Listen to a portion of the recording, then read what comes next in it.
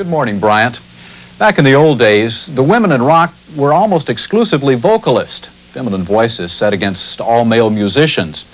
Well, Bonnie Raitt has helped to change that. She came along armed with an electric guitar that's become a trademark for her unique blend of blues and rock and roll. Well, I told you, pretty baby. The slide guitar style of playing and the voice that hints of vocal cords coated with sandpaper come from a tradition of black blues musicians. Bonnie Raitt grew up within the confines of California surf music, but she says she refused to be one of the lemmings dyeing their hair blonde and heading for the nearest wave.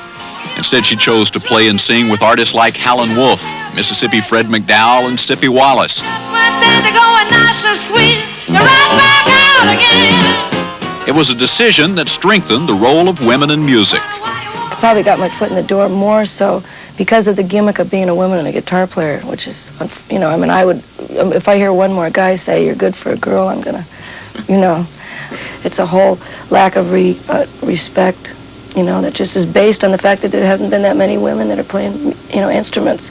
And guys, you know, women musicians tended to be lumped in one all-girl band, either topless or otherwise, you know, and it was just a gimmick. And thank God now that's changing. There ain't no use in crying, 'cause I'm hurt than you. Bonnie Raitt's music is also changing. Her new album is more basic rock and roll than rhythm and blues. What remains the same is her distinctive voice.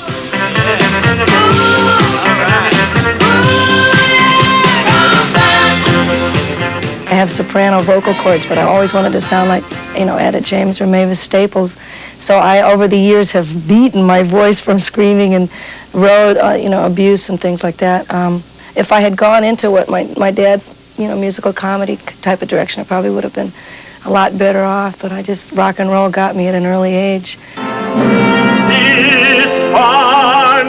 Broadway singer and actor John Raitt is Bonnie's father. She says although their musical styles are completely different, they do share an admiration for each other's work.